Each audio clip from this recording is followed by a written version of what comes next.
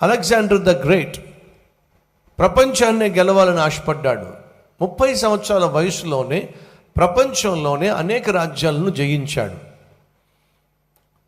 అనేక రాజ్యాలను జయించి ఆస్తిపాస్తులను కూడబెట్టుకున్నాడు. ఆ తర్వాత విజయ దాహంతో ఊరేగుతూ పార్టీ ఇవ్వడం మొదలుపెట్టాడు. ప్రతిరోజు పార్టీ. పార్టీలో ఏముంటుంది మీకు తెలుసుగా. సాధారణంగా ముందుగా విందు ఉంటుంది, ఆ తర్వాత మందు ఉంటుంది, ఆ తర్వాత చిందు ఉంటుంది.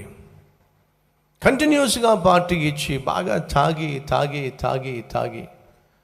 విందు చేసి మందు తాగి చిందులేసి సడన్గా అలెగ్జాండర్ చక్రవర్తి అనారోగ్యం పాలయ్యాడు.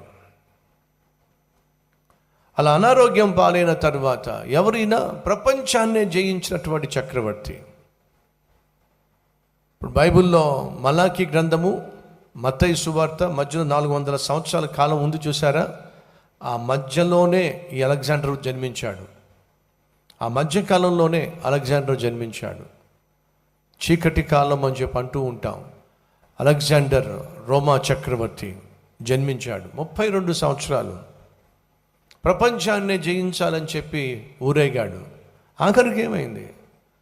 తనకు ఈ భూమి మీద తాను జయించలేనటువంటి స్థలము లేదు అన్నంతగా, ఇక నేను ఈ భూమి మీద జన్మించడానికి, క్షమించండి, ఈ భూమి మీద జయించటానికి ఇక ఈ స్థలం ఏమీ లేదా, ఇక ఏ రాజ్యము లేదా అని ఏడ్చాడటండి అతను. అంటే అన్ని రాజ్యాలు జయించేశాడు. అంత జయశాలిగా ఉన్నటువంటి అలెగ్జాండర్ ద గ్రేట్ ఒకరోజు వార్త బయటకు వచ్చింది. ఏమిటి? అలెగ్జాండర్ సీరియస్గా ఉంది, మరణంతో పోరాడుతున్నాడు.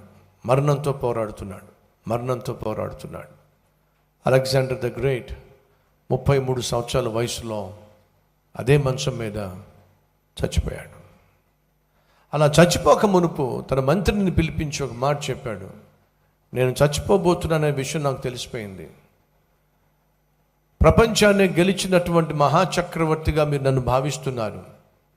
ఈ లోకంలో అంతా సంపాదించాను, కానీ చచ్చిపోయిన తర్వాత నాతో పాటు నేనేమీ పట్టుకెళ్ళట్లేదు.